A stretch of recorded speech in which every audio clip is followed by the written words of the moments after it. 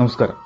അത്യന്തം ചൈതന്യപൂർണങ്ങളായ ശ്രീ ലക്ഷ്മി നരസിംഹ പാർത്ഥസാരഥി ആഞ്ജനേയ പ്രതിഷ്ഠകൾ ഉൾപ്പെടുന്ന ഒരു ക്ഷേത്ര സങ്കേതമാണ് ശ്രീ കുളശ്ശേരി ക്ഷേത്രം.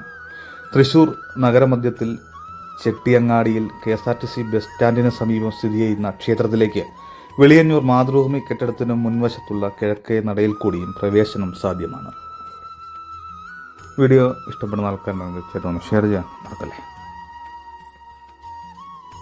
പാനകപ്രിയനായ ശ്രീ ലക്ഷ്മി നരസിംഹമൂർത്തിയാണ് പ്രധാന പ്രതിഷ്ഠയെങ്കിലും അതീവ ചൈതന്യവാനും ഭക്താഭിഷ്ട പ്രദായകനുമായ ശ്രീ ഹനുമാൻ സ്വാമിക്കും ധാരാളം ഉപാസകരുണ്ട്.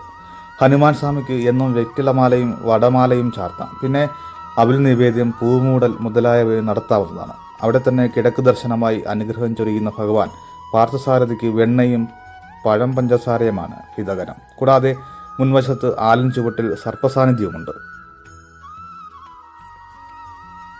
ക്ഷേത്രം ഇപ്പോൾ കൊച്ചിൻ ദേവസ്വം ബോർഡിൻ്റെ ഭരണത്തിന് കീഴിലാണ്. ഭരണസമിതി കാര്യാലയം ക്ഷേത്രത്തിൻ്റെ പടിഞ്ഞാറേ നടയുടെ മുൻവശത്താണ് പ്രവർത്തിക്കുന്നത്.